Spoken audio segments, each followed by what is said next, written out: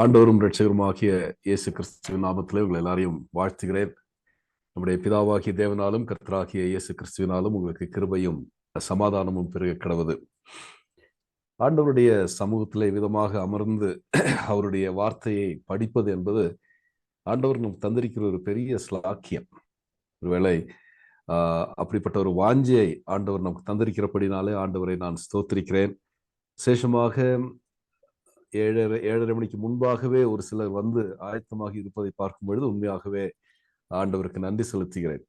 ஆண்டவருடைய வார்த்தை தேனிலும் தேன்கூட்டிலிருந்து ஒழுகும் தெளி தேனிலும் மதுரம் உள்ளது என்று சொல்லி சங்கீதக்காரன் கூறுகிறார்.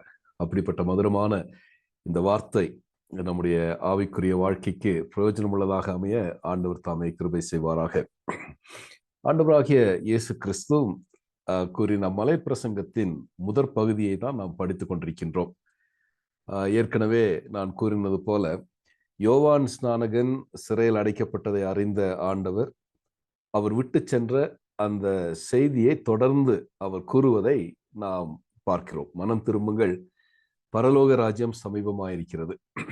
அப்படியானால் அந்த மலை பிரசங்கத்தின் முழு போதனைகளுமே தேவனுடைய ராஜ்யத்தை, பரலோக ராஜ்யத்தை சார்ந்தது. அந்த பரலோக ராஜ்யத்தினுடைய மதிப்பீடுகள், அந்த பரலோக ராஜ்யத்துல இணைகின்றவருடைய வாழ்க்கையில காணப்பட வேண்டிய தரம், அவருடைய குணாதிசயங்கள், இவைகளைத்தான் அந்த 5, 6, 7 அதிகாரங்களிலே நாம் படிக்கின்றோம்.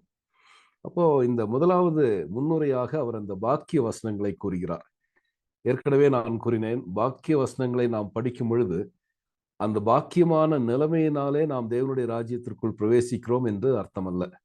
தேவனுடைய ராஜ்யத்திற்குள்ளாய் நாம் பிரவேசித்திருக்கிறபடினாலே, அவருடைய பிள்ளைகளாக மனம் திரும்பி அவரை ஏற்றுக்கொண்டதினாலே, அவருடைய ராஜ்யத்தின் பிள்ளைகளாக மாற்றப்பட்டதினாலே நமக்குள்ளாக காணப்பட வேண்டிய குணாதிசயங்கள் தான் அந்த பாக்கிய வசனங்களிலே நாம் பார்க்கிறோம்.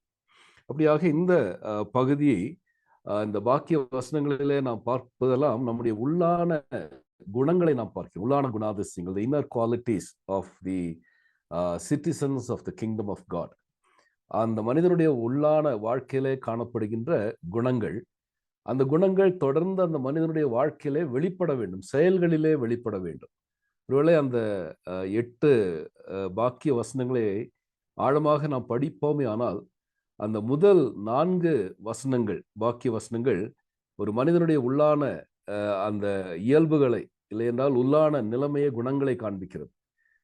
முதலாவது நாம் பார்த்தோம், ஆவியிலே வறுமை. அந்த ஆவியில் எளிமை உள்ளவர்கள் பாக்கியவான்கள். அந்த வறுமை, பேங்க்ரப்சி என்று சொல்லி பார்த்தோம். அப்படிப்பட்ட அந்த ஆவியில நான் மிகவும் ஏழ்மையானவனாக, வறியவனாக, திவாலானவனாக வாழ்கிறேன் என்ற அந்த உணர்வினாலே பரலோக ராஜ்யம் எனக்கு சொந்தமாகிறது. அதை தொடர்ந்து என்ன நடைபெறுகிறது? என்னுடைய வாழ்க்கையில பாவத்தை குறித்த அந்த ஒரு துக்கம், அந்த துயரம், அந்த துயரத்தின் நிமித்தமாக நான் அந்த பாவத்திலிருந்து விடுவிக்கப்பட்டு ஆற்றப்படுகிறேன், தேற்றப்படுகிறேன். தொடர்ந்து என்னுடைய சுயத்தை நான் உடைத்து, பெருமையை அகற்றி, சாந்தமுள்ளவனாக ஆண்டவருடைய சமூகத்துல நான் என்னை அர்ப்பணிக்கிறேன். அந்த சாந்த குணத்தை பெற்றுக்கொண்டபடினாலே தேவனுடைய சுதந்திரத்திற்கு நான் பாத்திரவானாக மாறுகிறேன் என்று சொல்லி நாம் பார்த்தோம். தொடர்ந்து என்ன நடைபெறுகிறது?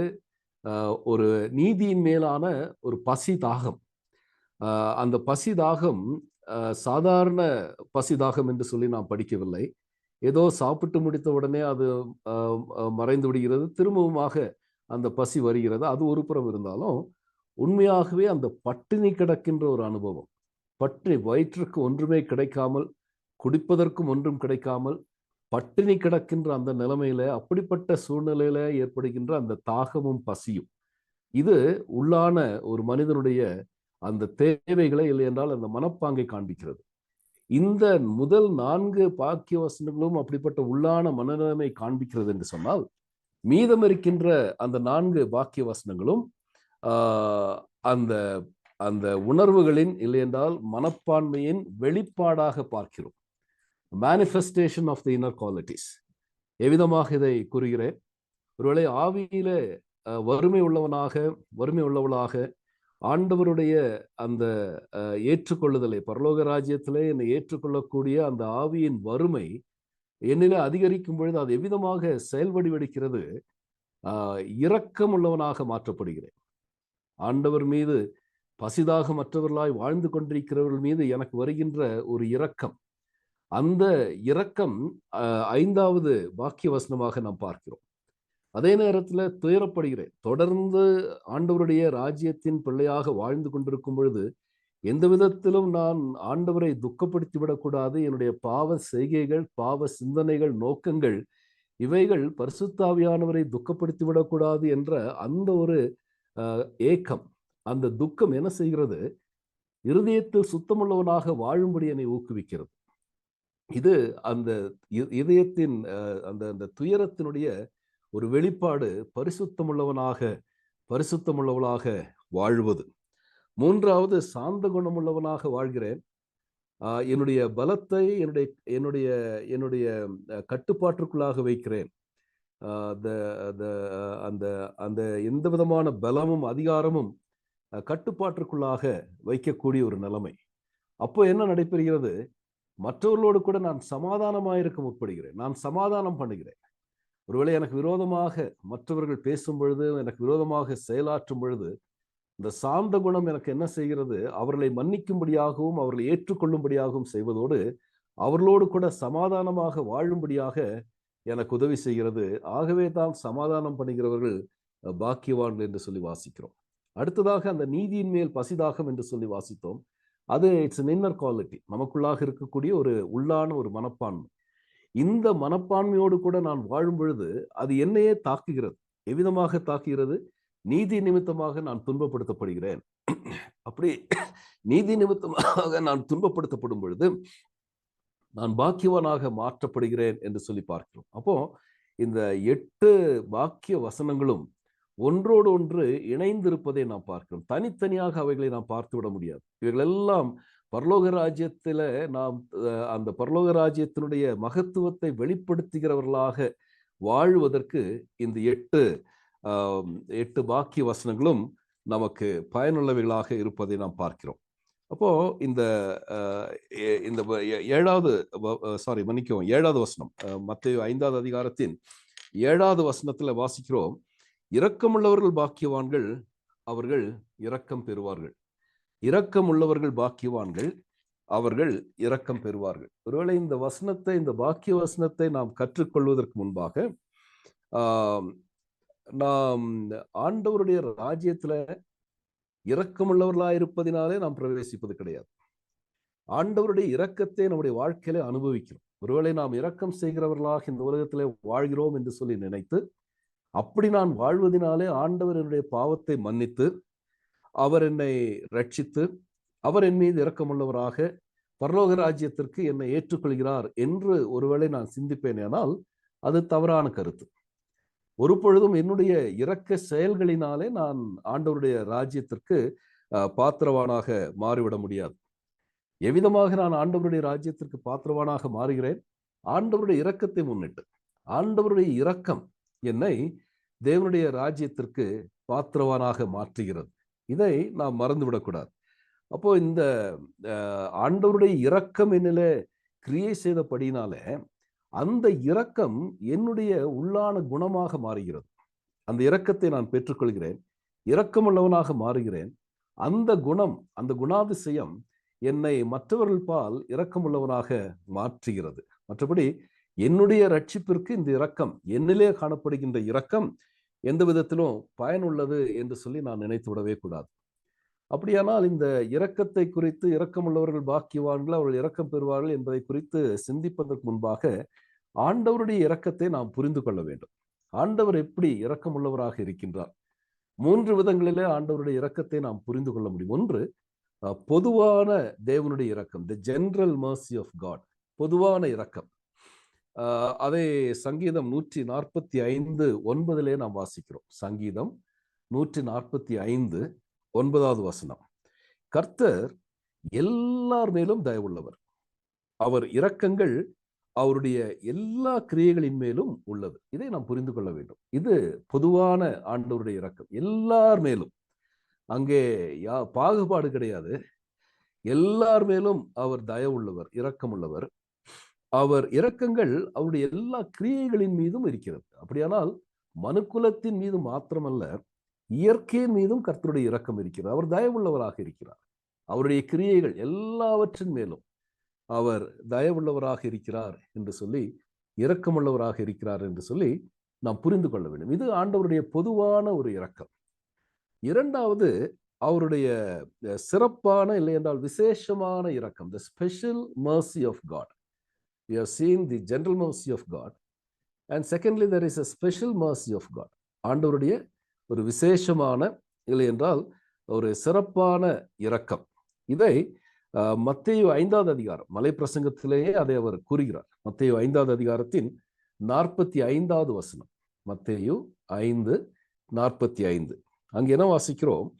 அவர் தீயோர் மேலும் நல்லோர் மேலும் தமது சூரியனை உதிக்க பண்ணி, நீதி உள்ளவர்கள் மேலும் அநீதி உள்ளவர்கள் மேலும் மழையை பெய்ய பண்ணுகிறார். இது ஆண்டவருடைய ஒரு விசேஷித்த ஒரு இரக்கம். எல்லா மனுக்குலத்தின் மீது, நீதி உள்ளவர்களானாலும் சரி, அநீதி உள்ளவர்களானாலும் சரி, நல்லவர்களானாலும் சரி, தீயவர்களானாலும் சரி, அவர்கள் மீது சூரியனை பிரகாசிக்க பண்ணுவது தேவனுடைய இரக்கம். அவர்கள் மீது மழையை பெய்ய பண்ணுவது தேவனுடைய இரக்கம். இப்படியாக it's a special grace, mercy of God. அடுத்தபடியாக நாம் பார்ப்பது என்ன அப்படின்னு சொன்னா, the sovereign mercy of God.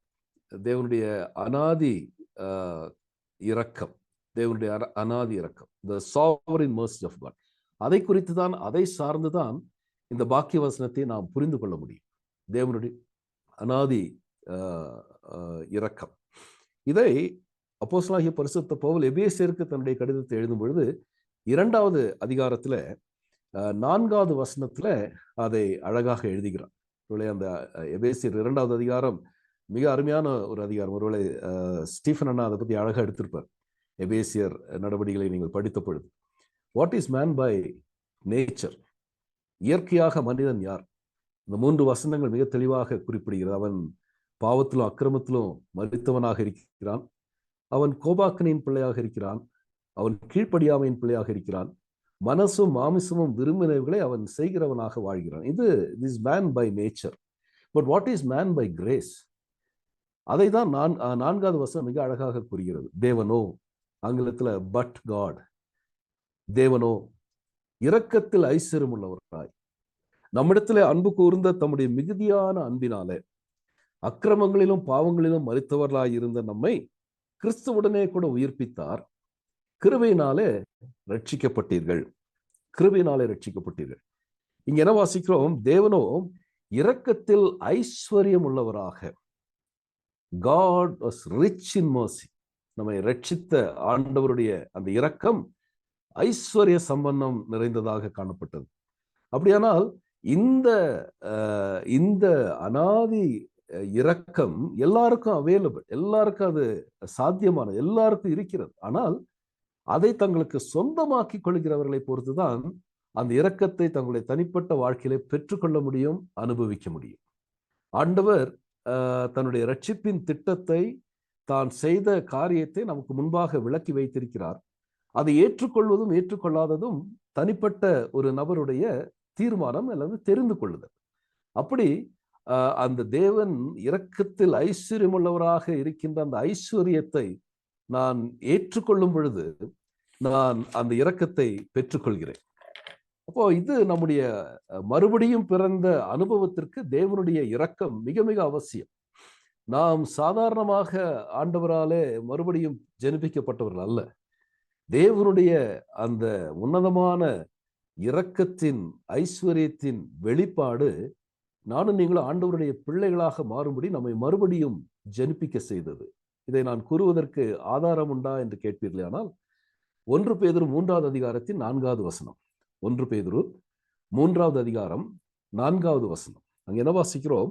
அவர், பிதாவானவர், இயேசு கிறிஸ்து மரித்தோரிலிருந்து எழுந்ததினாலே அழியாததும் மாசற்றதும் வாடாததுமாகிய சுதந்திரத்திற்கு ஏதுவாக ஜீவனுள்ள நம்பிக்கை உண்டாகும்படி தமது மிகுந்த இரக்கத்தின்படியே நம்மை மறுபடியும் ஜெனிப்பித்தார். மிகுந்த இரக்கம். இது எங்கெல்லாம் தேவனுடைய இரக்கத்தை குறித்து கூறப்படுகிறதோ அங்கு அந்த சூப்பர்லேட்டிவ் டிகிரி என்று சொல்கிறோமே, ஏதோ ஒன்றை சேர்த்து அதை மிகைப்படுத்தி தான் பரிசுத்த ஆவியானவர் அங்கே எழுதுகிறார். எபேசியர்ல இரக்கத்தில் ஐஸ்வர்யம் உள்ள தேவன் என்று சொல்லி பார்க்கிறோம். இங்கே தேவன் தன்னுடைய மிகுந்த ஐஸ்வர்யத்தினாலே நம்மை மறுபடியும் மிகுந்த இரக்கத்தின்படி நம்மை மறுபடியும் ஜெனிப்பித்தார். இது உன்னதமான தேவனுடைய கிரியை. நமக்கு தேவன் தந்திருக்கிற அந்த சுதந்திரத்தின் மகத்துவம், ஏற்கனவே இது ஒரு பாடத்திலே நாம் படித்தோம். அது அழியாதது, அது மாசற்றது, அது வாடாதது. அப்படிப்பட்ட ஒரு நித்திய சுதந்திரத்திற்கு ஏதுவாக நமக்கு ஒரு ஜீவனுள்ள நம்பிக்கையை தருவதற்கு இந்த தேவனுடைய மிகுந்த இரக்கம் ஏதுவாக இருந்தது. அருமையானவர்களே, இந்த வேளையில நாம் தேவனுடைய பிள்ளைகளாக மறுபடியும் பிறந்தவர்களாக அந்த அனுபவத்திலே வாழ்ந்து கொண்டிருக்கிறோம் என்று சொல்லுவோம். ஆனால் இந்த இரக்கத்திற்கு முன்பாக நாம் தலைவணங்கி ஆண்டவருக்கு நன்றி செலுத்த வேண்டும். ஒரு சுதந்திரத்தை தருகிறார், ஜீவனுள்ள நம்பிக்கையை தருகிறார், நம்மை மறுபடியும் பிறக்க செய்கிறார். இதெல்லாம் தேவனுடைய மிகுந்த மிகுந்த இரக்கம். தீத்துவுக்கு பவுல் எழுதும் பொழுது இன்னொரு அழகான வார்த்தையை அவர் கூறுகிறார். தீத்து 3வது அதிகாரத்தின் 5வது வசனம். தீத்து 3வது அதிகாரத்தின் 5வது வசனம். அங்கே என்ன வாசிக்கிறோம்? நாம் செய்த நீதியின் கிரியைகளின் நிமித்தம் அவர் நம்மை ரட்சியாமல். ஒருவேளை நான் இரக்கமுள்ளவனாக இரக்கத்தின் கிரியைகளை செய்து கொண்டு வாழ்ந்து கொண்டிருக்கிறேன், மற்றவர்களை பார்க்கும் பொழுதெல்லாம் எனக்கு இரக்க குணம் வந்து விடுகிறது, ஆகவே நான் அவர்களுக்கு நன்மைகளை செய்கிறேன், இந்த நீதியின் கிரியைகளினாலே நானும் நீங்களும் ரட்சிக்கப்பட மாட்டோம் என்பது இந்த வசனத்தின் மூலமாக தெளிவாக தெரிகிறது. நாம் செய்த நீதியின் கிரியைகளின் நிமித்தம் அவர் நம்மை ரட்சியாமல் தமது இரக்கத்தின்படியே, அது ஆண்டவருடைய இரக்கம், நம்முடைய இரக்கம் கிடையாது, அது ஆண்டவருடைய இரக்கம், தமது இரக்கத்தின்படியே மறுஜென்மம் முழுக்கினாலும் பரிசுத்த ஆவியானவருடைய புதிதாக்குதலினாலும் நம்மை ரட்சித்தார். அப்படியானால் இந்த ரட்சிப்பில ஆண்டவருடைய இரக்கத்தின் மகத்துவத்தை, மேன்மையை நாம் பார்க்கிறோம். இந்த இரக்கத்தை ஆண்டவர் யாருக்கு தான் காண்பிக்க முடியும்? யாரிடத்திலே தான் இந்த இரக்கத்தை காண்பிக்க முடியும்? ஒருவேளை அதற்கு முன்பாக இருந்த அந்த வாக்கிய வசனங்களை படிப்போமே ஆனால் அழகான 4 அடிப்படை மனோநிலை, அடிப்படை மனோநிலை. ஒன்று, ஆவியிலே எளிமை உள்ளவனாக, ஆவியிலே வறுமை அடைந்தவனாக நான் அவரையே நோக்கி பார்க்கிறேன். என்னுடைய ஆவிக்குரிய ஐஸ்வர்யத்திற்கு, என்னுடைய ஆவிக்குரிய நிறைவிற்கு நான் அவரை நோக்கி பார்க்கிறேன். தொடர்ந்து என்னுடைய ஆவிக்குரிய வாழ்க்கையிலே தேவனுக்கு விரோதமாக பாவம் செய்து விடாதபடி, இல்லையென்றால் பாவம் செய்து விட்டபடினாலே அந்த பாவத்தினுடைய துயரம் என்னை அதிகமாக தாக்குகிற அந்த நிலைமை. அதே நேரத்துல சாந்தத்தோடு என்னுடைய அகம்பாவத்தையெல்லாம் அகற்றிவிட்டு, என்னுடைய ஆணவத்தையெல்லாம் தள்ளி வைத்து விட்டு, என்னுடைய சுயத்தையெல்லாம் தள்ளி வைத்து விட்டு ஆண்டவரை நோக்கி பார்க்கிறேன். நான் ஒன்றுமில்லை என்று அவருக்கு என்னை முற்றிலுமாக சமர்ப்பித்து அவரை நோக்கி அந்த நீதியின் மீது பசிதாகம் உள்ளவனாய் இருக்கிற எனக்கு ஆண்டவர் இந்த இரக்கத்தை தருகிறார், இந்த இரக்கத்தை தருகிறார். அப்படியானால் இது ஆண்டவருடைய ஒரு குணாதிசயம். அவருடைய குணமே இரக்கம் நிறைந்தவர். ஏற்கனவே பார்த்தோம், இரக்கத்தில் ஐஸ்வர்யம் உள்ளவர். அவர் தமது மிகுந்த இரக்கத்தினாலே, தன்னுடைய இரக்கத்தினாலே, இன்னும் ஒரு சில வசனங்கள் ஆண்டவருடைய இரக்கத்தை குறித்து அழகாக கூறுகிறார். அதை நாம் குறித்துக் கொள்வது நல்லது. யாத்ராகமம் 34வது அதிகாரத்தின் 6வது வசனம். யாத்ராகமம் 34:6. கர்த்தர் இரக்கமும் கிருபையும் நீடிய சாந்தமும் மகா தயவும் உள்ள சத்தியமுள்ள தேவன். இதுதான் நானும் நீங்கள் ஆராதிக்கிற தெய்வம். அவர் இரக்கம் மிகுந்த தேவன், இரக்கம் மிகுந்த தேவன். 1000 தலைமுறைகளுக்கு இரக்கத்தை காக்கிற தேவன். எவ்வளவு ஒரு பெரிய ஆசீர்வாதம்! இந்த தெய்வம் 1000 தலைமுறைகளுக்கும் தன்னுடைய இரக்கத்தை காக்கிறவர். ஆகவேதான் இன்று தலைமுறை தலைமுறையாக ஆண்டவருடைய இரக்கத்தின் ஐஸ்வர்யத்தின்படி அநேகர் ஆண்டவருடைய ராஜ்யத்தின் சொந்தக்காரர்களாக மாறுகிறார்கள். தலைமுறைக்கும் அவர் இரக்கத்தை காக்கிற தேவன். இன்னொரு வசனம் உபாகமம் 4:31. உபாகமம் 4:31. உன் தேவனாகிய கர்த்தர் இரக்கமுள்ள தேவனாயிருக்கிறபடினாலே, அவருடைய குணாதிசயம் இரக்கம், அவர் இரக்கமுள்ள தேவனாயிருக்கிறபடினாலே ஒரு சில விளைவுகளை நம்முடைய வாழ்க்கையில அவர் செய்கிறார், ஒரு சில காரியங்களை செய்கிறார். என்ன செய்கிறார்? அவர் உன்னை கைவிடவும் மாட்டார். தேவன் நம்மை கைவிடாமல் இருக்கிறார் என்று சொன்னால் அதற்கு ஒரு காரணம் அவருடைய இரக்கம். உன்னை அழிக்கவும் மாட்டார். ஒருவேளை சரீர பிரகாரமான அழிவு எல்லாருக்குமே உண்டு. நாம் எல்லாருமே ஒரு நாள் மரித்துதான் ஆக வேண்டும். ஆனால் நம்முடைய ஆத்துமா அழிவை காண விட்டாதபடி நம்மை காக்கிறவர், நம்முடைய ஆத்துமாவை அழிக்காதவர் இரக்கமுள்ள தேவன். உன் பிதாக்களுக்கு தாம் ஆணையிட்டு கொடுத்த உடன்படிக்கையை மறக்கவும் மாட்டார். எவ்வளவு அருமையான ஒரு வார்த்தை. இந்த தெய்வத்தை தான் நீங்களும் ஆராதிக்கிறோம். இந்த தெய்வத்தை தான் நானும் நீங்களும் நேசிக்கிறோம். இந்த தெய்வத்தை தான் நானும் நீங்களும் நாம் சேவிக்கின்றோம், அவருக்கு ஊழியம் செய்கிறோம். ஸோ இப்படிப்பட்ட இரக்கத்தின் தெய்வம். சங்கீதம் 145:8 மன்னிக்கவும், சங்கீதம் 145:8 கர்த்தர் இரக்கமும் மன உருக்கமும் நீடிய சாந்தமும் மிகுந்த கிருபையும் உள்ளவர். இவைகளெல்லாம் நாம் அவ்விதமாக படித்துவிட்டு சென்று விடுகிறோம். ஆனால் இவைகளெல்லாம் நம்முடைய தெய்வத்தினுடைய குணங்கள். அவர் இரக்கமும் மன உருக்கமும் நீடிய சாந்தமும் மிகுந்த கிருபையும் உள்ளவர். இன்னொரு வசனம் கடைசியாக புலம்பல் 3வது அதிகாரத்தின் 22வது வசனம். புலம்பல் 3:22 நாம் நிர்மூலமாகாமல் இருக்கிறது கர்த்தருடைய கிருபையே, அவருடைய இரக்கங்களுக்கு முடிவே இல்லை. அது என்றென்றும் இருக்கின்ற ஒன்று. அவருடைய இரக்கங்களுக்கு முடிவில்லை, அவைகள் காலைதோறும் புதியவைகளாக இருக்கிறது. இது ஒருவேளை நம்முடைய ஜெபங்களிலே நாம் அடிக்கடி சொல்லுகிறோம். காலையில் எழுந்த உடனே ஆண்டவரை ஸ்தோத்திரித்து அவரிடத்துல அந்த ஜெபத்தை இருக்கும் பொழுது இந்த வாக்கியத்தை அநேகர் பயன்படுத்துவது உண்டு.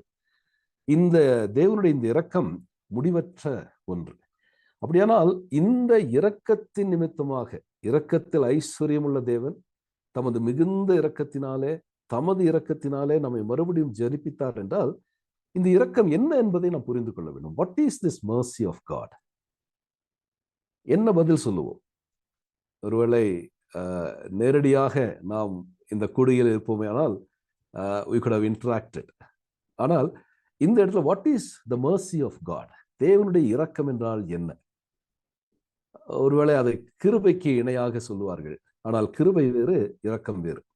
அதை நாம் புரிந்து கொள்ள வேண்டும். So what is the mercy of God?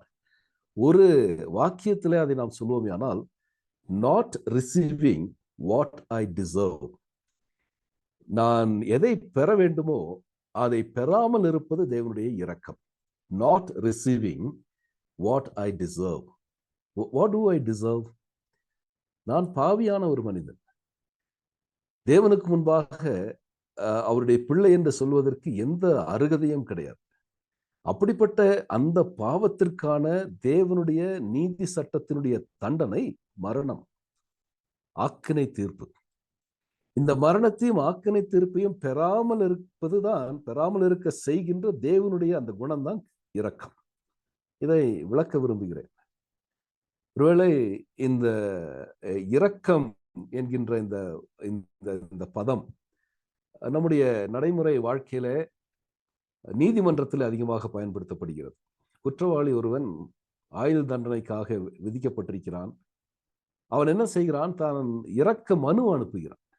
தன்னை மன்னித்து இந்த தண்டனையிலிருந்து தன்னை விடுவிக்க வேண்டும் என்று சொல்லி இந்திய ஜனாதிபதிக்கு அவர் ஒரு இரக்க மனுவை அனுப்புகிறார், mercy petition. அது ஜனாதிபதிக்கு செல்கிறது. அவர் அதை விசாரிக்கின்றார். இந்த மனிதனை விட்டுவிட முடியுமா, இந்த மனிதனுக்கு இந்த தண்டனை கொடுக்காமல் விட்டுவிட முடியுமா என்று சொல்லி விசாரிக்கின்றார். விசாரித்து அவருடைய டிஸ்கிரிஷன், அவர் தீர்மானிக்கின்றார், அந்த ஜனாதிபதி தீர்மானிக்கின்றார், இந்த மனிதனை தண்டனையிலிருந்து நாம் விடுவித்து விடலாம் என்று சொல்லி அந்த இரக்க மனுவை அவர் சிபாரிசு செய்கிறார். அந்த ரெக்கமெண்டேஷன்ல அந்த மனிதன் குற்றமற்றவனாக வெளியே வந்து விடுகிறார். அருமையானவர்களே, இவ்விதமாகத்தான் தேவனும் நமக்காக குற்றமற்றவர்களாக நம்மை மாற்ற அவர் விரும்பினார். எவ்விதமாக இதை நான் கூறுகிறேன் என்றால், பாவம் இல்லாத தேவன், பாவம் செய்யாத தேவன், பாவம் அறியாத தேவன், இதுதான் நம்முடைய தெய்வம். பாவமே செய்யவில்லை, அவரிடத்துல பாவமே இருக்கவில்லை, அவர் பாவத்தை அறியவும் இல்லை. அப்படிப்பட்ட அந்த பாவம் இல்லாத தெய்வம் பாவம் நிறைந்த என்னுடைய பதில் ஆளாக வருகிறார். தேவன் அனுப்புகிறார் தன்னுடைய குமாரனை என்னுடைய பதில் ஆளாக. பாவமறியாத அவரை, பாவத்திலே மரித்து கிடக்கின்ற பாவத்திலும் அக்கிரமத்திலும் மரித்து கிடக்கின்ற எனக்காக பதிலாளாக அனுப்புகிறார். அந்த பதிலாளாக அனுப்பின அவர் மீது என்ன செலுத்தப்படுகிறது? பாவியாகி என்னுடைய அக்கிரமம் முழுவதுமே அவர் மீது சுமத்தப்படுகிறது. என்னுடைய குற்றமெல்லாம் அவர் மீது சுமத்தப்படுகிறது. என்னுடைய பாவத்தின் முழுமையுமே, முழு பாரத்தையும் எனக்கு பதிலாக வந்த இயேசு கிறிஸ்துவின் மீது அது செலுத்தப்படுகிறது. இந்த பாவியினுடைய, இந்த பாவத்தினுடைய பதிலாளாக அவர் வருவதனால அந்த பாவத்தினுடைய பாடுகளை எல்லாம் அவர் சகிக்கின்றார். இந்த பாடுகளை எல்லாம் அவர் சகித்து, இந்த பாடுகள் மூலமாக அந்த நியாயப்பிரமாணத்தினுடைய நீதியை நிறைவேற்றுவதற்காக, தேவனுடைய நீதி, நியாயப்பிரமாணத்தின் நீதி என்ன? பாவம் தண்டிக்கப்பட வேண்டும். அந்த பிரமாணமானது குற்றவாளிகளின் மீது செலுத்தப்பட இருக்கின்ற அந்த தண்டனையை என்னுடைய பதிலால் ஏற்றுக்கொள்கிறார். தேவனை திருப்திப்படுத்துகிறார். அந்த தேவனை திருப்திப்படுத்துவதனால பாவியாகிய குற்றவாளியாகிய நான் விடுவிக்கப்படுகிறேன். இதுதான் இரக்கம் என்பது. ஆண்டவர் சாதாரணமாக என்னை அவருடைய பிள்ளையாக மாற்றவில்லை. அவர் தன்னையே தந்து என்னுடைய பதில் ஆளாக அவர் சிலுவையில மரித்து என்னுடைய பாவத்தின் பாரத்தை ஏற்றுக்கொண்டு தண்டனையை தன் மீது சுமந்து கொண்டு என்னை குற்றமற்றவனாக விடுவிக்கின்றார். இது தேவனுடைய இரக்கத்தின் ஐஸ்வர்யம். இது தேவனுடைய இரக்கத்தின் ஐஸ்வர்யம். அப்படியானால் இந்த இரக்கத்தினுடைய ஐஸ்வர்யம், இந்த இரக்கம் எதோடு தொடர்பு கொண்டது என்று சொன்னால், ஆண்டவருடைய அன்பையும் அவருடைய கிருபையையும் அவருடைய நீதியையும் சார்ந்தது. ஆண்டவருடைய இரக்கம் அவருடைய அன்பை சார்ந்தது. ஆகவே தான் பவுல் கூறுகிறார், தேவனோ இரக்கத்தில் ஐஸ்வர்யம் உள்ளவராய் நம்மிடத்தில் அன்பு கூர்ந்து தன்னுடைய மிகுதியான அன்பினாலே, அந்த மிகுதியான அன்பு இரக்கத்திலே வெளிப்படுகிறது. அதே நேரத்தில் கிருபையினாலே ரட்சிக்கப்பட்டோம். அப்படியானா இரக்கத்திற்கும் கிருபைக்கு என்ன வித்தியாசம் என்று சொல்லி நாம் புரிந்து கொள்ள வேண்டும். கிருபை என்று சொல்லும் பொழுதே அடிக்கடி நாம் கூறிவிடுகிறோம், தகுதியற்ற எனக்கு கிடைக்கின்ற தேவனுடைய தயவு என்று சொல்லிவிடுகிறோம். ஆனால் வாட் இஸ் கிரேஸ்? ஒரு வாக்கியத்தில் சொல்லுவோமானால், receiving what I do not deserve. Grace is receiving what I do not deserve. If mercy is not receiving what I deserve, grace is receiving what I do not deserve. I do not deserve to be called as a child of God. ஆண்டவருடைய பிள்ளை என்று அழைக்கப்படுவதற்கு நான் எந்த விதத்திலும் பாத்திரவான் அல்ல, தகுதி உள்ளவன் அல்ல. என்னுடைய நீதி என்று நான் கருதுகிறவைகள் எல்லாம் அழுக்கான கந்தைகள். ஆனால் என்னை அவர் ஆண்டவருடைய பிள்ளை என்று சொல்லி மாற்றுகிறாரே, அது ஆண்டவருடைய கிருபை. அப்படியானால இந்த இரக்கம் தேவனுடைய அன்பையும் அவருடைய கிருபையும் சார்ந்து அவருடைய நீதியையும் நிறைவேற்றுகிறது. ஏற்கனவே சொன்னது போல தேவனுடைய அந்த நியாய பிரமாணத்தின் தண்டனையை தன் மீது அவர் ஏற்றுக்கொள்கிறார். mercy offers relief from punishment. அந்த தண்டனையிலிருந்து இரக்கம் என்னை விடுவிக்கின்றது. grace offers pardon for the crime. நான் செய்த குற்றத்திற்கான மன்னிப்பை கிருபை தருகிறது. அப்போ இந்த இரக்கத்தினுடைய அந்த அடிப்படையே தேவனிடத்திலிருந்து தான் நான் பெற்றுக்கொள்கிறேன். தேவனிடத்திலிருந்து நான் பெற்றுக்கொள்கிற இந்த கிருபை. அப்படியானால் இந்த கிருபை சாதாரணமாக என்னிலே அதை நான் பெற்றுக்கொள்ள முடியாது. என்னிலே இருக்கக்கூடிய இரக்கம் குறைவானது. அது என்னுடைய இயற்கையான ஒரு சுபாவமே அல்ல. இயற்கையாக என்னிடத்துல இரக்கம் கிடையாது. அப்படியானால் இரக்கமுள்ளவர்கள் பாக்கியவான்கள் என்று சொல்லி ஆண்டவர் சொல்லும் பொழுது, ஆண்டவருடைய இரக்கத்தை என்னுடைய வாழ்க்கையிலே நான் பெற்றுக்கொள்ளும் பொழுது ஆண்டவருடைய அந்த குணத்தை நான் பெற்றுக்கொள்கிறேன். எவ்விதமாக ஆண்டவரை நான் ஏற்றுக்கொள்ளும் பொழுது ரோமர் 5:5 பரிசுத்த ஆவியானவர் பிதாவினுடைய அன்பை நம்முடைய உள்ளங்களிலே ஊற்றுகிறாரோ, அவ்விதமாக ஆண்டவராகிய இயேசு கிறிஸ்துவை நான் ஏற்றுக்கொள்ளும் பொழுது அவர் எனக்குள்ளாக வருகிறார், எனக்குள்ளாக வாசம் பண்ணுகிறார். கிறிஸ்து எனக்குள்ளாக வாசம் பண்ணும் பொழுது கிறிஸ்து தன்னுடைய குணத்தை என் மூலமாக பிரதிபலிக்கிறார். இதுதான் கிறிஸ்தவம். கிறிஸ்தவம் என்பது வெளிப்படையாக பலவிதமான காரியங்களை செய்வது அல்ல. மற்றவர்களை கவரக்கூடிய அநேக கவர்ச்சிகரமான காரியங்களை செய்வதும், மேடையிலே பலவிதமான பலவிதமான கவர்ச்சிகளை செய்வதல்ல கிறிஸ்தவம். கிறிஸ்தவம் என்பது கிறிஸ்துவை பிரதிபலிக்க வேண்டும். என்னுடைய அன்றாட வாழ்க்கையில கிறிஸ்துவை நான் பிரதிபலிக்க தவறுவேனே ஆனால் வெளிப்படையான எந்த ஆக்டிவிட்டிஸும், எந்த வெளிப்படையான செயல்களும் அர்த்தமற்றவைகள். அதுல எந்த பிரயோஜனமும் இல்லை. ஆக ஏனென்றால் கிறிஸ்து எனக்குள்ளாக வாசம் பண்ணுகிறார் என்றால் கிறிஸ்து தன்னுடைய வாழ்வை என் மூலமாக அவர் உலகத்திற்கு வெளிப்படுத்த வேண்டும். அதற்கு நான் அனுமதி கொடுக்க வேண்டும். என்னுடைய உள்ளத்துல அதற்கு நான் விருப்பம் உள்ளவனாக அவருடைய வாழ்க்கை அவருடைய ஜீவன் என்னிலே வெளிப்படுவதற்கு நான் ஒப்பு கொடுக்க வேண்டும். அப்படியானால் இந்த இரக்கத்தை பொறுத்த மட்டும் ஆண்டவருடைய எதிர்பார்ப்பு என்ன தெரியுமா? இந்த இரக்கத்தில் ஐஸ்வர்யம் உள்ளவராய் தன்னுடைய மிகுந்த இரக்கத்தினாலே அவர் நம்மை ரட்சித்து மறுபடியும் பிறக்க செய்தார் என்றால் அவருக்கு ஒரு எதிர்பார்ப்பு உண்டு நம்மிடத்துல. அந்த எதிர்பார்ப்பு என்ன? லூக்கா 6வது அதிகாரத்தில் 36வது வசனம். லூக்கா 6:36. அங்கே என்ன வசிக்கிறோம்? ஆகையால் உங்கள் பிதா இரக்கமுள்ளவராய் இருக்கிறது போல நீங்களும் இரக்கமுள்ளவர்களாய் இருங்கள். ஒரு ஸ்டாண்டர்டு தருகிறார். எப்படி நீங்க இரக்கமுள்ளவர்களா இருக்கணும்? இவர்களைப் போல அவர்களைப் போல மனிதனைப் போல இரக்கமுள்ளவனாய் இருக்கணும்னு சொல்லி ஆண்டவர் அங்கே சொல்லாம, உங்களுடைய பிதா இரக்கமுள்ளவராய் இருக்கிறது போல நீங்களும் இரக்கமுள்ளவர்களாய் இருங்கள். சோ இது நம்முடைய எதிர்பார்ப்பு, இது தேவனுடைய எதிர்பார்ப்பு. இந்த எதிர்பார்ப்பை நிறைவேற்றுவது நம்முடைய விருப்பமாக இருக்க வேண்டும். ஆண்டவர் என்னை ரட்சித்திருக்கிறார், என்னை மறுபடியும் பிறக்க செய்திருக்கிறார், என்னை தண்டனையிலிருந்து அவர் விடுவித்த மிகப்பெரிய ஒரு காரியம், ஆக்கினை தீர்ப்பிலிருந்து அவர் என்னை விடுவித்து விட்டார். சிலுவை என்னை நீதிமானாக மாற்றிவிட்டது. ஆண்டவருடைய நீதிமன்றத்திலே நான் குற்றமற்றவன்.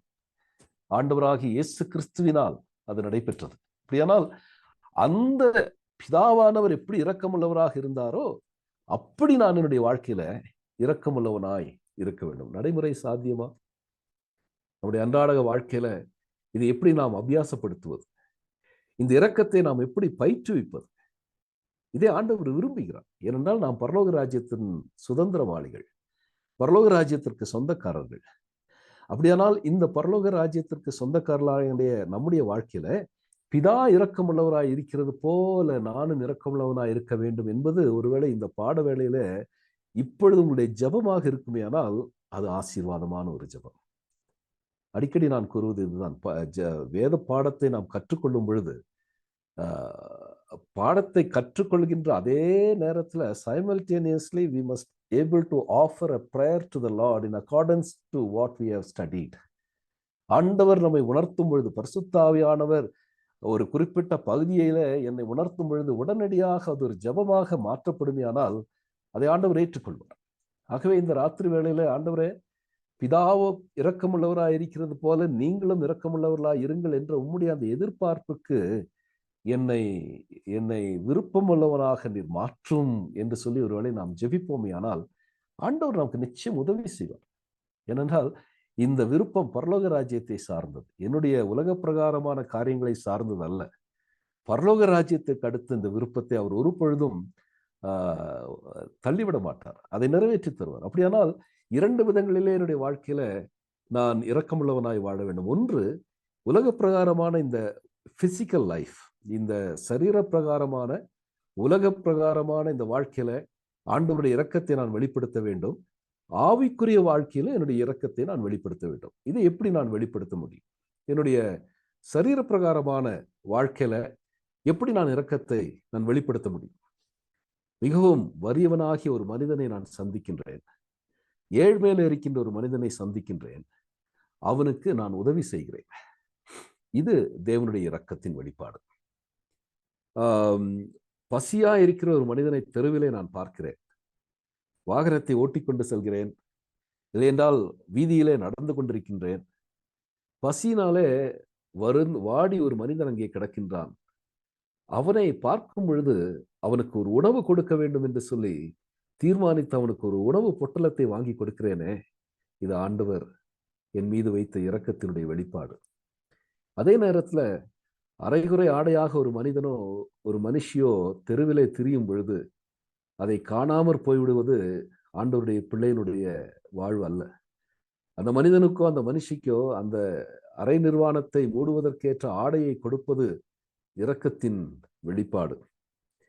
அதே நேரத்துல படுப்பதற்கு இடமில்லாமல் ஒரு மனிதன் இருக்கிறான் என்று சொன்னால் அவனுக்கு படுப்பதற்கான ஒரு இடத்தை ஆயத்தப்படுத்தி கொடுப்பது, அது எந்த விதத்தில் ஆனாலும் சரி, அப்படிப்பட்ட செயல் இரக்கத்தின் வெளிப்பாடு. இந்த இரக்கம் நிறைந்த ஒரு மனிதன் அவனுக்குள்ளாக இருக்கின்ற வெறுப்புணர்வை மன்னிப்பாக மாற்ற முடியும். ஒருவேளை எனக்கு விரோதமாக யாரோ ஒருவர் ஏதோ ஒன்றை செய்து விட்டார், அவர் மீது வெறுப்புள்ளவனாக ஒரு கிறிஸ்தவன் வாழ முடியாது. ஏன் அவ்விதமாக அவன் வாழ முடியாது? ஏன் அவன் உடனடியாக மன்னிப்பை மன்னிக்கின்றான்? காரணம், தேவனுடைய இரக்கத்தை அவன் அனுபவித்திருக்கிறான். அந்த மன்னிப்பு, தேவனுடைய மன்னிப்பு இரக்கத்தினுடைய வெளிப்பாடு. ஆகவே அந்த இரக்கத்தை பெற்றுக்கொண்ட, அந்த மன்னிப்பை பெற்றுக்கொண்ட ஒரு மனிதன் மற்றவர்கள் மீது மன்னிக்காமல் அவர்கள் மீது அந்த வெறுப்புணர்வோடு கூட அந்த மனிதன் வாழ முடியாது. இது இரக்கத்தினுடைய ஒரு வெளிப்பாடு. அதே நேரத்துல தனக்கு விரோதமாக ஏதாவது ஒரு காரியத்தை செய்தவனுக்கு பழி வாங்க வேண்டும் என்று சொல்லி அவன் செய்ததற்கு தக்கதாகவே அவனுக்கு செய்ய வேண்டும் என்கின்ற எண்ணம் கூட இரக்கமுள்ள ஒரு மனிதனுடைய வாழ்க்கையில வரக்கூடாது. இதுதான் பரலோக ராஜ்யத்தினுடைய அந்த தரம். பரலோக ராஜ்யத்தினுடைய பிள்ளைகள் என்று சொல்லுகின்ற நம்முடைய வாழ்க்கையில இந்த குணாதிசயங்கள் விளங்க வேண்டும். அதே நேரத்துல யாராவது என்னை புண்படுத்தி விட்டார்கள் என்று சொன்னால் I need to be merciful. நான் இரக்கமுள்ளவனாக இருக்க வேண்டும். அவர்கள் என்னை புண்படுத்தினால் புண்படுத்தி விட்டு போகட்டும். அதற்கு பதிலாக நான் அதற்கு ஈடுகட்டுவதற்காக நான் செயலாற்றாதவனாக அமைதியாக அந்த இரக்கமுள்ளவனாக வாழ ஆண்டவர் விரும்புகிறார். ஒருவேளை மற்றவர்கள் மீது நான் மனதுருக்கம் உள்ளவனாக இருக்க வேண்டும். மற்றவர்களை மீது ஒரு அனுதாபம் எனக்கு அவசியம். ஒருவேளை மற்றவர்கள் எனக்கு ஏதாவது ஒரு தவறு செய்து விட்டார்கள் என்று சொன்னால் அதை பெரிதுபடுத்த விடக்கூடாது. 4 பேரிடத்துல அவனுடைய தவறை குறித்து பேசி அதை மிகைப்படுத்தக்கூடாது. ஒரு கிறிஸ்தவன் அவன் இரக்கமுள்ளவனாக இருக்க வேண்டும். தவறு செய்வது இயற்கை. அதை பெரிதுபடுத்தாமல் அந்த தவறை அவனுக்கு சுட்டி காண்பித்து அன்போடு அவனை வழித்திருப்ப வேண்டுவது இரக்கத்தினுடைய வெளிப்பாடு. அதே நேரத்துல ஒருவர் என்னிடத்திலிருந்து கடன் வாங்கிவிட்டார் என்று சொன்னால், இல்லை என்றால் என்னிடத்திலிருந்து ஏதோ ஒரு பொருளை அவர் வாங்கிவிட்டார் என்று சொன்னால், அவர் திருப்பி தரவில்லை என்று சொன்னாலும் அதை ஏற்றுக்கொள்ள வேண்டிய மனப்போக்கம் நமக்கு அவசியம். ரொம்ப கடினம், ரொம்ப கடினம். ஒருவேளை கடனை வாங்கிட்டு திருப்பி தரலன்னா ஒரு அளவு தான் நம்ம ஒரு அளவு தான் காத்திருப்போம். என்ன செய்யறோம்? திரும்ப திரும்ப நம்ம போய் கேட்டு எந்த சூழ்நிலையில் அந்த மனிதன் திரும்ப தர முடியாமல் இருக்கிறதோ தெரியவில்லை. நான் இறங்கி கொடுக்கிறேன். இரக்கத்தின் அடிப்படையில தான் நான் கடன் கொடுக்கிறேன். கடனை கேட்கிற ஒரு மனிதன் தனக்கு தேவை இருக்கிறது, அவனால் அந்த தேவையை சந்திக்க முடியவில்லை என்கின்ற அவனுடைய இயலாமையை பார்த்து நான் அவன் மீது இறக்கப்படுகிறேன். அந்த இரக்கத்தின் நிமித்தமாக நான் அவனுக்கு கடன் கொடுக்கிறேன் என்று சொன்னால் அது அவன் எனக்கு திருப்பி தருவதற்கான வாய்ப்பு வசதிகளை தர வேண்டும் என்று சொல்லி நான் அவனுக்காக ஜெபிக்க வேண்டும். அதற்கான வாய்ப்பு வசதிகள் அவனுக்கு கிடைக்கவில்லை, அவன் எனக்கு திருப்பி தர முடியவில்லை என்று சொன்னால் அவன் மீது நான் இரக்கமுள்ளவனாக இருக்க வேண்டும். ஒருவேளை அந்த மத்தேயு சுவிசேஷத்துல 18வது அதிகாரத்துல மிக அழகான ஒரு பகுதியை நாம் பார்க்கிறோம். எப்படி ஒரு மனிதன் இரக்கமற்றவனாய் போய்விட முடியும், நன்றியற்றவனாய் போய்விட முடியும் என்று சொல்லி மத்தேயு 18வது அதிகாரத்துல 23வது வசனத்திலிருந்து 35வது வசனம் வரைக்கும் நமக்கு தெரிந்த ஒரு பகுதி தான். அந்த அந்த அந்த பகுதியில அவர் கூறுகிற ஒரு காரியம், அந்த கடன் வாங்குகிறார், அந்த கணக்கு பார்க்கிறார். ராஜா அந்த கணக்கு பார்க்க தொடங்கின பொழுது 10,000 தாலந்து ஒரு மனிதன் கடன் பட்டிருக்கிறார். 10,000 தாலந்து. அதை கணக்கு போட்டு நம்முடைய இந்திய ரூபாய் மதிப்பில் கணக்கிட்டு கூறும் பொழுது அவர்கள் கூறுகிறார்கள், ஒரு தாலந்து என்பது 1875 ரூபாய் என்று. 1875 ரூபாய். அப்படியானால் 10,000 தாலந்து என்று சொல்லும் பொழுது 1,87,50,000 ரூபாய். இதுதான் அந்த மனிதன் வாங்கின கடன். அவன் திருப்பி தர முடியவில்லை. அப்பொழுது கூறுகிறார், எல்லாவற்றையும் விற்று எனக்கு நீ திருப்பி தர வேண்டும் என்று அதற்கு கால அவகாசம் கேட்கிறார். அந்த எஜமான் அவன் மீது இரக்கம் கொள்கிறார். இரக்கம் கொண்டு அந்த கடனை அவனுக்கு ரத்து செய்து விடுகிறார். நடைபெறுவதென்ன, அவன் நடந்து செல்கிறான். அவனிடத்திலே கடன் வாங்கினவன் ஒருவன் அவனுக்கு எதிர்படுகிறான். அவன் கடன் வாங்கினது வெறும் 100 வெள்ளிப்பணம். இந்த மனிதன் கடன் வாங்கினது 10,000 தாலந்து. அந்த மனிதன் கடன் வாங்கினது 100 வெள்ளிப்பணம். அது இந்திய ரூபாய் அளவில் போடும் பொழுது 5.25 அணா என்று சொல்கிறார்கள். நமக்கு இந்த அணா கணக்கு தெரியல. 5.25 அணா. அப்படியானால் 525 அணா, 525 ரூபாய் என்று வைத்துக் கொள்ளுங்கள். 1,87,50,000 ரூபாய் எங்கே இருக்கிறது? 525 ரூபாய் எங்கே இருக்கிறது? இந்த மனிதன் செய்தது என்ன என்று சொல்லி நமக்கு தெரியும். அவனை சிறையில் அடைக்க இந்த மனிதன் முற்படுகிறான். அப்போ அந்த 33வது வசனத்துல அழகான ஒரு வசனம். நான் உனக்கு இறங்கினது போல நீயும் உன் உடன் வேலையாளுக்கு இறங்க வேண்டாமா? நான் எப்படி இறங்கினேன்? அந்த இரக்கம் அங்கே வெளிப்படவில்லையே. அந்த இரக்கத்தை வெளிப்படுத்த ஆண்டவர் சொல்லி, இது பிசிக்கல் வே ஆஃப் ஷோயிங் அவர் மர்சி. அடுத்தது ஆவிக்குரிய விதத்திலே நாம் எப்படி இந்த இரக்கத்தை நாம் வெளிப்படுத்த முடியும்? செயின்ட் அகஸ்டின் அவர் அருமையான ஒரு வாக்கியத்தை அவர் கூறுகிறார். அவர் கூறுகிறார், if I weep for the body from which the soul is departed. ஒரு மனிதனுடைய சரீரத்திலிருந்து அவனுடைய ஆத்மா வெளியேறிவிட்டது, மரித்து விட்டான். அந்த மனிதனுக்காக நான் அழுகிறேன். So if I weep for the body from which the soul is departed, should I not weep for the soul from which the God is departed?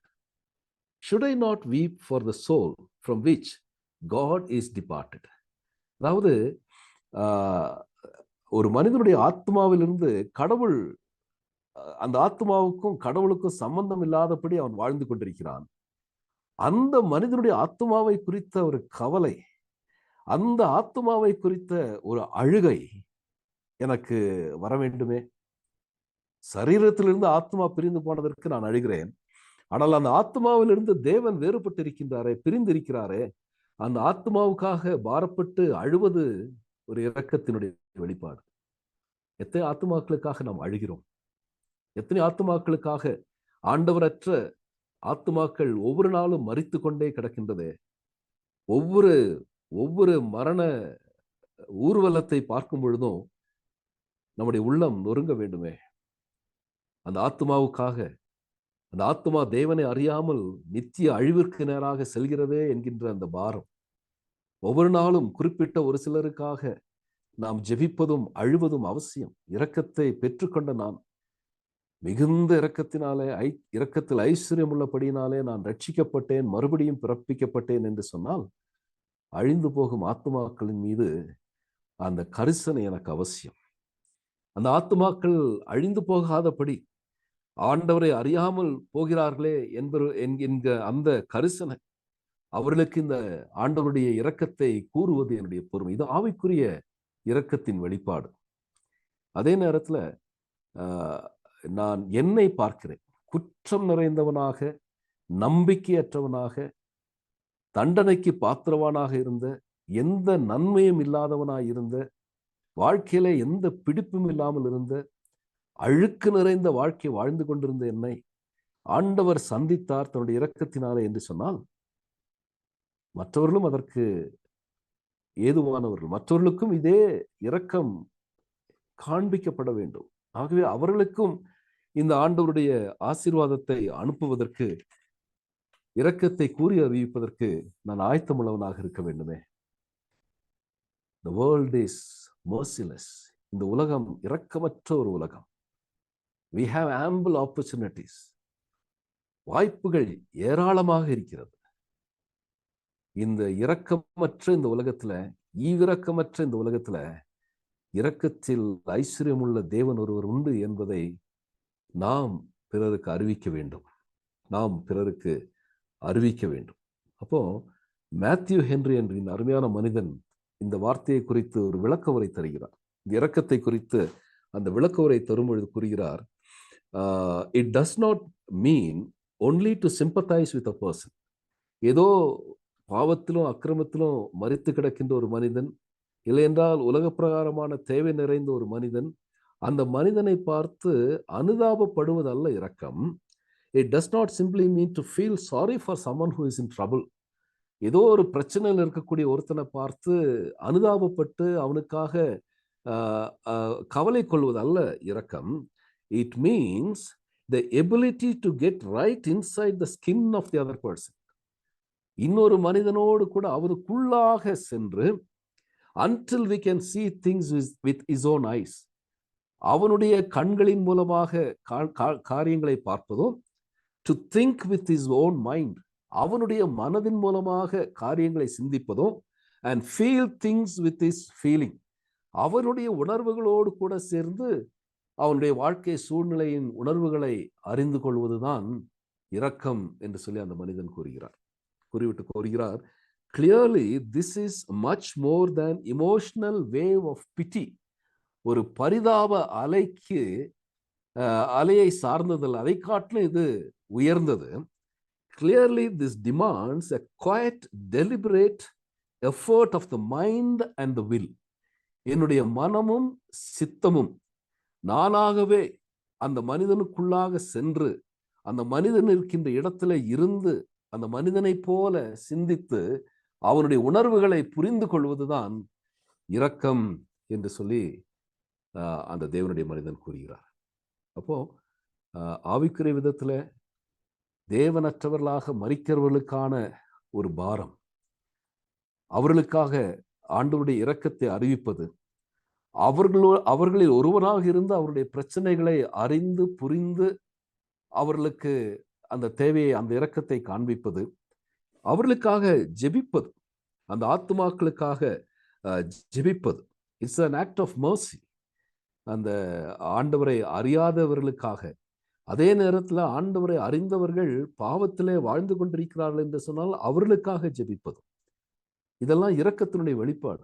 எந்த அளவிற்கு தேவனுடைய இரக்கம் என்னை பாதித்திருக்கிறதோ அந்த அளவிற்கு தான் அந்த இரக்கத்தினாலே மற்றவர்களுக்காக நான் ஜெபிக்க முடியும். அந்த பாரம், அழிந்து போகும் ஆத்துமாக்களை குறித்த அந்த பாரம், இந்த இரக்க குணம் எனக்கு இல்லை என்று சொன்னால் அவர்களுக்காக நான் ஜெபிக்க முடியாது. அதே நேரத்துல அந்த இரக்க குணம் இருந்தால் மட்டும்தான் அவர்களோடு கூட இயேசு கிறிஸ்துவை குறித்து நான் பகிர்ந்து கொள்ள முடியும். ஏன் நான் ஆண்டவரை குறித்து மற்றவர்களோடு கூட பகிர்ந்து கொள்கிறேன்? ஒரு மனிதனை நான் பார்க்கும் பொழுது அந்த மனிதன் ஆண்டவராக இயேசு கிறிஸ்துவை அறியாதவனாக இருக்கிறான் என்று பார்க்கும் பொழுது அந்த மனிதன் பால் எனக்கு ஒரு ஒரு ஒரு ஒரு மனஸ்தாபம், ஒரு ஒரு ஒரு மன உருக்கம், ஒரு அன்பு. இந்த அன்பும் மன உருக்கமும் இரக்கமும் தான் ஆண்டவரை குறித்து நான் அவர்களுக்கு அறிவிக்க முடியும். இப்போ இந்த இரக்கம் உள்ளவர்கள் பாக்கியவான்கள் என்று சொன்னால் இப்படிப்பட்ட இரக்கம் என்னுடைய வாழ்க்கையில காணப்பட வேண்டும். Nowhere do we imitate God more than in showing mercy. ஆண்டவருடைய அந்த இரக்கத்தை காண்பிப்பதை போல வேற எந்த விதத்திலும் ஆண்டவரை நான் இமிட்டேட் பண்ண முடியாது, அவரை நான் பின்பற்ற முடியாது, அவரை போல நான் இருக்க முடியாது. எப்படி உங்கள் பிதாவானவர் இரக்கமுள்ளவராய் இருந்தது போல நீங்களும் இரக்கமுள்ளவர்களாய் இருங்கள் என்று சொல்கிறாரே, அந்த இரக்கம் அப்படிப்பட்ட ஒரு உந்துதல் எனக்கு தர வேண்டும். இப்போ what are all the qualities of the merciful? இந்த மர்சிஃபுல்லாக இருக்கக்கூடிய இரக்கம் நிறைந்த ஒருவனாக ஒரு மனிதன் வாழ்கிறான் என்று சொன்னால் ஏற்கனவே அதை நாம் பார்த்தோம். பிசிக்கலாக, உலக பிரகாரமாக, ஆவிக்குரிய விதத்துல எவ்விதமாக நான் வாழ வேண்டும் என்பதை பார்த்தோம். அப்போ இந்த இரக்கம் என்னுடைய செயல் வடிவெடுக்க வேண்டும். mercy should be in action. இதை ஆண்டவர் இந்த இரக்கம் எப்படி வெளிப்படுகிறது, இந்த இரக்கத்தினுடைய வெளிப்பாடான கிரியைகளினாலே நான் பரலோக ராஜ்யத்திலே வரவேற்கப்படுகிறேன் என்பதை ஆண்டவர் மத்தேயு எழுதின சுவிசேஷத்துல 25வது அதிகாரத்தில் 34வது வசனத்திலிருந்து 40வது வசனம் வரைக்குமான பகுதிகளை கூறுகிறார். மத்தேயு 25 34 40 வரைக்கும் தெரிந்த ஒரு பகுதி தான். அப்பொழுது ராஜா தமது வலதுபுறத்தில் நிற்பவர்களை பார்த்து, வாருங்கள், என் பிதாவினால் ஆசீர்வதிக்கப்பட்டவர்களே, உலகம் உண்டானது முதல் உங்களுக்காக ஆயத்தம் பண்ணப்பட்டிருக்கிற ராஜ்யத்தை சுதந்திரித்துக் கொள்ளுங்கள். இதுதான் மலைப்பிரசங்கத்தினுடைய அடிப்படை போதனை. பரலோக ராஜ்யம். நாம் இந்த உலகத்திற்குரியவர்கள் அல்ல, நம்முடைய குடியிருப்பு பரலோகத்தில் இருக்கிறது. அப்படியானால் அந்த பரலோகத்தின் மக்களாகிய நம்முடைய வாழ்க்கையில காணப்படுகிறவைகளை தான் அழகாக ஆண்டவர் சொல்லி, இரக்கம் உள்ளவர்கள் பாக்கியவான்கள். அந்த இரக்கம் எப்படி வரும்? அவர் கூறுகிறார், உலகம் உண்டானது முதல் உங்களுக்காக ஆயத்தம் பண்ணப்பட்டிருக்கிற ராஜ்யத்தை சுதந்திரித்துக் கொள்ளுங்கள். எப்படி சுதந்திரித்துக் கொள்ளப் போகிறோம்? பசியா இருந்தேன், எனக்கு போஜனம் கொடுத்தீர்கள். தாகமா இருந்தேன், என் தாகத்தை தீர்த்தீர்கள். அந்நியனாயிருந்தேன், என்னை சேர்த்து கொண்டீர்கள். வஸ்திரம் இல்லாதிருந்தேன், எனக்கு வஸ்திரம் கொடுத்தீர்கள். வியாதியாயிருந்தேன், என்னை விசாரிக்க வந்தீர்கள். காவலில் இருந்தேன், என்னை பார்க்க வந்தீர்கள். அப்பொழுது நீதிமான்கள் அவருக்கு பிரதியுத்தரமாக, ஆண்டவரே, நாங்கள் எப்பொழுது உம்மை பசியுள்ளவராக கண்டு உமக்கு போஜனம் கொடுத்தோம்? எப்பொழுது உம்மை தாகமுள்ளவராக கண்டு உமது தாகத்தை தீர்த்தோம்? எப்பொழுது உம்மை அந்நியராக கண்டு உம்மை சேர்த்து கொண்டோம்? எப்பொழுது உமக்கு வஸ்திரம் இல்லாதவராக கண்டு உமக்கு வஸ்திரத்தை கொடுத்தோம்? எப்பொழுது உம்மை வியாதி உள்ளவராகவும் காவலில் இருக்கிறவராகவும் கண்டு உம்மிடத்திலே வந்தோம் என்பார்கள். அதற்கு ராஜா பிரதியுத்தரமாக, மிகவும் சிறியவராகி என் சகோதரனாகி இவர்களில் ஒருவனுக்கு நீங்கள் எதை செய்தீர்களோ அது எனக்கே செய்தீர்கள் என்று மெய்யாகவே உங்களுக்கு சொல்லுகிறேன் என்றார். அருமையானவர்களே, இந்த ராத்திரி வேளையில இதைதான் ஆண்டவர் விரும்புகிறார். இந்த இரக்கம் நமக்கு அவசியம். இரக்கம் உள்ளவர்கள் என்று சொல்லும் பொழுது இந்த விதத்தில் தான் நானும் நீங்களும் இரக்கமுள்ளவர்களாக இருக்க வேண்டும். கேள்வி என்ன என்றால், இவ்விதமாக நான் இரக்கமுள்ளவனாக வாழ்ந்து கொண்டிருக்கிறேனா? ஆண்டவருடைய இரக்கத்திற்காக நன்றி செலுத்துகிறேன், நல்லது. ஆனால் அந்த இரக்கம் எந்த அளவிற்கு என்னுடைய வாழ்க்கையை பாதித்து அது என்னுடைய வாழ்க்கையில எந்த செயல் வடிவெடுத்திருக்கிறது என்பதை சிந்திக்க ஆண்டவர் நம்மை அழைக்கிறார். இப்போ இந்த இரக்கம் உள்ளவர்கள் பாக்கியவான்கள் என்றால் அவருடைய விளைவு என்ன? அவர்கள் இரக்கம் பெறுவார்கள். அப்படின்னா நாம் தவறாக எண்ணிவிடக்கூடாது. நான் மனிதனுக்கு இரக்கம் செய்வேனானால் மனிதன் எனக்கு இரக்கம் பாராட்டுவான், இவ்விதமாக நான் இரக்கத்தை பெற்றுக்கொள்வேன் என்று நாம் நினைப்போமேனால் தவறு செய்து விடுவோம். இந்த உலகத்துல நம்ம எவ்வளவுதான் மற்றவர்களுக்கு இரக்கம் செய்தாலும் அவர்கள் நமக்கு திரும்ப இரக்கம் செய்வார்கள் என்று எதிர்பார்க்கவே முடியாது. அதற்கு சிறந்த உதாரணம் ஆண்டவராக இயேசு கிறிஸ்து. இந்த உலகத்துல இரக்கம் மிகுந்தவராக ஒருவர் இருந்தார் என்று சொன்னால் அவர் ஆண்டவராக இயேசு கிறிஸ்து ஒருவராக தான் இருக்க முடியும். அவர் எல்லாரிடத்திலும் இரக்கத்தில் ஐஸ்வர்யமுள்ளவராகவே இருந்தார். மனதுருகுகிறவராக இருந்தார். பெரும் கூட்டத்தை காணும் பொழுது மனதுருகுகிறார். வியாதியஸ்தர்களை பார்க்கும் பொழுது மனதுருகுகிறார். தன்னை அதிகமாக பழித்தவர்கள், தனக்கு தண்டனை கொடுத்தவர்கள், தன்னை சிலுவையில் அறைய இவர்கள் எல்லார் மீது அவர் இரக்கம் உள்ளவராக இருந்தார். ஆனால் யாருமே அவர் மீது இரக்கம் பாராட்டவில்லை. ஆகவே இரக்கம் பெறுவார்கள் என்று சொன்னால் மனிதரிடத்திலிருந்து நாம் இரக்கம் பெறுவோம் என்று சொல்லி நாம் நினைத்து விடவே முடியாது. ஏனென்றால் they were very cruel to him and they crucified him. அப்படியானால் இரக்கம் பெறுவார்கள் என்று சொன்னால் என்ன அர்த்தம்? நாம் தேவனிடத்திலிருந்து இரக்கம் பெறுவோம். தேவன் நமக்கு இரக்கத்தை தருவார். ஆண்டவர் கூறுகிறார், 2 சாமுவேல் 22வது அதிகாரத்தின் 26வது வசனமும் சங்கீதம் 18:25. 2 சாமுவேல் 22:26, சங்கீதம் 18:25. தயவுள்ளவனுக்கு நீர் தயவுள்ளவராகவும் இரக்கமுள்ளவனுக்கு நீர் இரக்கமுள்ளவருமாய் இருக்கிறீரே. அவர் இரக்கமுள்ளவர். அவர் நமக்கு இரக்கத்தை தருகிறார். அப்போ இந்த இரக்கம் என்பது ஏதோ எதிர்காலத்துல, இப்பொழுது நாம் வாசித்தோமே மத்தேயு எழுதின சுவிசேஷத்துல, பரலோக ராஜ்யத்திலே நாம் போகும் பொழுது மட்டும் அந்த இரக்கத்தை நாம் பெற்றுக்கொள்கிறோம் என்பது மாத்திரமல்ல, அன்றாட வாழ்க்கையிலும் அதை நாம் பெற்றுக்கொள்கிறோம். எவ்விதமாக இதை நான் கூறுகிறேன்? சங்கீதம் 23:6, சங்கீதம் 23:6, என் ஜீவனுள்ள நாளெல்லாம் நன்மையும் கிருபையும் என்னை தொடரும். ஆனால் ஆங்கிலத்துல surely goodness and mercy will follow me all the days of my life. ஒவ்வொரு நாளிலும், ஒவ்வொரு மணி நேரத்திலும், ஒவ்வொரு நிமிடத்திலும், ஒவ்வொரு பொழுதிலும் ஆண்டவருடைய இரக்கம் என்னை தொடர்ந்து கொண்டிருக்கிறது. எவ்வளவு ஆசீர்வாதமான ஒரு காரியம்! இது எப்பொழுது சாத்தியம்? இரக்கமுள்ளவனாய் இருக்கும் பொழுது மட்டும்தான். வெறுமனே ஆண்டவருடைய இரக்கம் என்னை நாள்தோறும், இதை அடிக்கடி சொல்லிடுறோம், ரொம்ப சாதாரணமா ஜீவனுள்ள நாளெல்லாம் நன்மையும் இரக்கமும் என்னை தொடரும், surely goodness and mercy will follow all through my life என்று சொல்லிவிடுகிறோம். ஆனால் எப்பொழுது இது சாத்தியம்? இரக்கமுள்ளவனாய் வாழும் பொழுது. எப்படி இரக்கமுள்ளவனாய் வாழ வேண்டும்? Physical side and spiritual side, இந்த 2 காரியத்திலும் நான் இந்த இரக்கத்தை ஆண்டவரிடத்திலிருந்து பெற்றுக்கொள்ளணும். இது என்னால முடியாது. என்னால நான் இரக்கமுள்ளவனா வாழ முடியாது. இது ஆண்டவருடைய இரக்கம் என்னை ஆட்கொள்வதற்கு நான் இடமளிக்க வேண்டும். இது எப்படி நடைபெறுகிறது? நான் இரக்கத்தை பெற்றுக்கொள்கிறேன். அந்த இரக்கத்தை, தேவனுடைய இரக்கத்தை பெற்றுக்கொள்வதனாலே மற்றவரிடத்தில் இரக்கம் காண்பிக்கின்றேன். அதனுடைய விளைவு ஆண்டவர் எனக்கு இரக்கத்தை தருகிறார். இந்த ஆண்டவரிடத்திலிருந்து பெற்றுக்கொள்கின்ற இரக்கத்தினாலே திரும்பவும் நான் இரக்கமுள்ளவனாக, இன்னும் அதிகமாக இரக்கமுள்ளவனாக மாறுகிறேன்.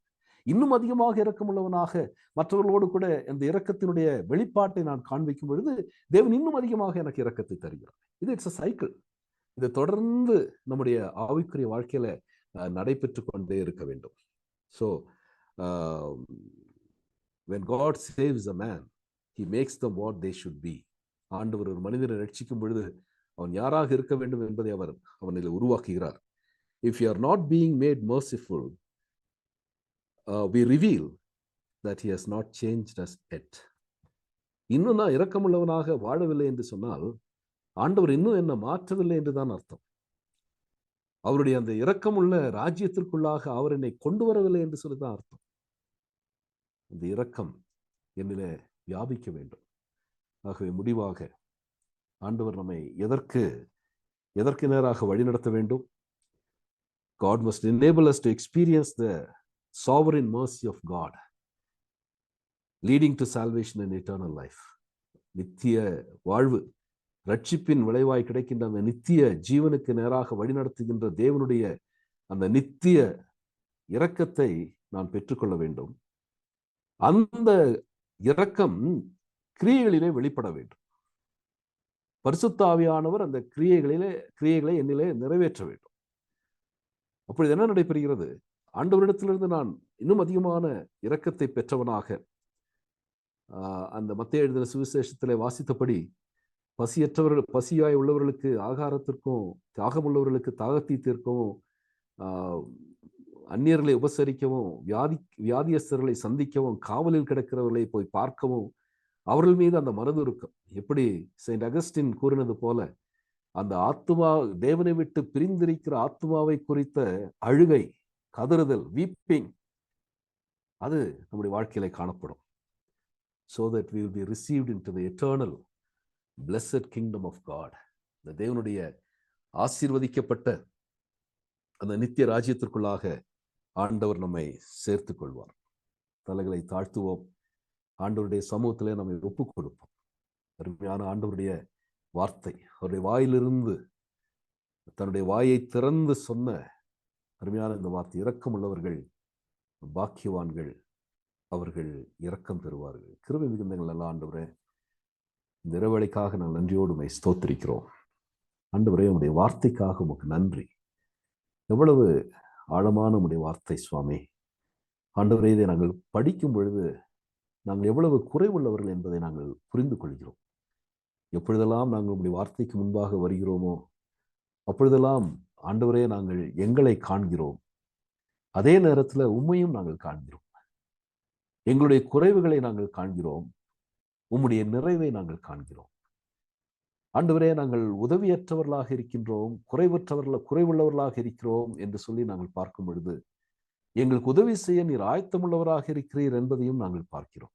ஆகவே இந்த ராத்திரி வேளையில இந்த இரக்கத்தை ஆண்டவரே எங்களுக்கு சொந்தமாக்கி கொள்ள நீர் உதவி செய்யும். இரக்கத்தில் ஐஸ்வர்யம் உள்ளவராய் எங்களிடத்தில் அன்பு கூர்ந்த உம்முடைய மிகுதியான அன்பினால அக்கிரமத்திலும் பாவத்திலும் மரித்து கிடந்து எங்களை உயிர்ப்பித்தீர். கிருபையினாலே ரட்சிக்கப்பட்டோம் என்ற உடைய வார்த்தையின் அடிப்படையில சுவாமி, அந்த அருமையான ரட்சிப்பிற்கு நேராக மறுபடியும் பிறப்பதற்கு இந்த இரக்கம் எங்களுக்கு போதுமானதாக இருந்ததற்காக நன்றி. தேவனுடைய நீதிமன்றத்தில அந்த நியாயத்தை நிறைவேற்ற, அந்த தண்டனையை நிறைவேற்ற நீர் மனமு வந்து எங்களுடைய பதில் ஆளாக சிலுவையிலே நீர் மரித்து அந்த இரக்கத்தை நீர் வெளிப்படுத்துவதற்காக உமக்கு ஸ்தோத்திரம். அடைய வேண்டிய தண்டனையை அடையாமல் எங்களை பாதுகாத்த முடிய இரக்கத்திற்காக உமக்கு நன்றி ஆண்டவரே. தொடர்ந்து என் அன்பின் ஆண்டவரே, இந்த இரக்கத்தை பெற்றுக்கொண்ட நாங்கள் எங்களை சூழ இருக்கிறவர்களுக்கு அவருடைய தேவைகளில அவர்களில் ஒருவராக நாங்கள் மாறி அவருடைய தேவைகளை சந்திக்க, அவருடைய தேவைகளை உணர்ந்து கொள்ள ஆண்டவர் எங்களுக்கு உதவி செய்வீராக. ஆவிக்குரிய விதத்திலே ஆண்டவரே, இந்த இரக்கத்தை பெறாமல் இன்னும் அநேகர் அந்த இரக்கத்திற்கு வெளியே நின்று கொண்டிருக்கின்றார்களே. நித்திய ஆக்கினைக்கு ஏதுவானவர்களாக அழிவுக்கு நேராக ஓடிக்கொண்டிருக்கிற அந்த ஆத்துமாக்களை பார்க்கும் பொழுது எங்களுடைய கண்கள் குளமாக வேண்டுமே சுவாமி. அவர்களுக்காக பாரத்தோடு ஜெபிக்க, அவர்களுக்காக பாரத்தோடு உடைய சமூகத்திலே அழ எங்களுடைய கண்ணீரை சிந்த ராத்திரி வேளையிலே எங்களுக்கு பாரத்தை நீ தாரும் சுவாமி. கடைசி நாளிலே நாங்கள் நமக்கு முன்பாக நிற்கும் பொழுது ஆர்த்தமா ஒன்றும் ஆதாயப்படுத்தாமல் வெறும் கையனாக ஆண்டவரே வெட்கத்தோடு நாங்கள் நின்று விடாதபடி சுவாமி, ஆத்துமாக்களை சந்திப்பதற்கான அந்த மன உருக்கத்தை எங்களுக்கு நீர் தாரும். மற்றவர்களை பார்க்கும் பொழுதெல்லாம் ஆண்டவரே இந்த இரக்க குணம் எங்களிலே பெருக வேண்டும் என்று சொல்லி நாங்கள் ஜெபிக்கிறோம். அதன் மூலமாக உம்மிடத்திலிருந்து நாங்கள் இரக்கத்தை பெற்றுக்கொள்ள நீர் எங்களுக்கு உதவி செய்யும். கடைசியிலே உலகம் உண்டானதற்கு முன்னாகவே எங்களுக்காக ஆயத்தமாக்கப்பட்டிருக்கிற அந்த பரலோக ராஜ்யத்திலே நாங்கள் பிரவேசிப்பதற்கு ஆண்டவரே இந்த இரக்கத்தை எங்களிலே நீர் பெருக செய்ய நாங்கள் ஜெபிக்கிறோம். நன்றி செலுத்துகிறோம் சுவாமி. இதில் பங்கு பெற்ற ஒவ்வொருவருக்காக உமக்கு நன்றி. ஆண்டவரே, நாங்கள் வசனத்தை கேட்கிறவர்களாக மாத்திரம் இருந்து விடாதபடி இந்த வசனங்கள் எங்களை மறுரூபமாக்குவதற்கு, இந்த வசனம் எங்களிலே கிரியை செய்வதற்கு, இந்த வசனங்களினாலே நாங்கள் உருவாக்கப்படுவதற்கு, இந்த வசனங்களினாலே ஆண்டவரே நாங்கள் உமக்கேற்றவர்களாக மாற்றப்படுவதற்கு இந்த நேரத்தை நீர் எங்களுக்கு பிரயோஜனம் உள்ளதாக மாற்றி தருவீரே. ஆனால் சுவாமி, இந்த 1 மணி நேரம் உம்முடைய பாதத்திலே அமர்ந்திருந்தது எங்களுக்கு பிரயோஜனம் உள்ளது என்று சொல்லி நாங்கள் அறிந்து கொள்வோமே. எங்களை விட்டு எடுபடாத நல்ல பங்கை இந்த ராத்திரி வேளையில நாங்கள் தெரிந்து கொள்ள நீர் எங்களுக்கு உதவி செய்யும் சுவாமி. ஒவ்வொருவரோடும் கூட நீர் தொடர்ந்து பேசும், எங்களோடு கூட நீர் பேசும். இந்த வசனங்களை தொடர்ந்து நாங்கள் சிந்திக்க எங்களுக்கு பலன் தாரும். பகல் சென்று போயிட்டு இரவு சமீபமாயிற்று. நீர் எங்களோடு கூட தங்கி இருப்பதற்காக உமக்கு ஸ்தோத்திரம். நல்ல நித்திரையை தாரும். சரீரத்தின் களைப்பு நீங்கட்டும். நல்ல இளைப்பாறுதலை தாரும். அதிகாலையில உமக்கு சித்தமானால் ஒரு புதிய நாளை புதிய பலத்தோடு புதிய கிருபையில உடைய இரக்கத்திலே நாங்கள் அந்த நாளை காணவும், இந்த நாள் முழுவதும் கர்த்தாவை இரக்க குணத்தோடு இரக்கமுள்ளவர்களாக நாங்கள் வாழ்வதற்கும் கர்த்தர் எங்களுக்கு உதவி செய்ய வேண்டும் என்று கர்த்தரும் ரட்சகருமாக இயேசு கிறிஸ்துவின் நாமத்திலே இந்த விண்ணப்பங்களை ஏறடிக்கிறோம். ஜீவனுள்ள நல்ல பிதாவே, ஆமென்.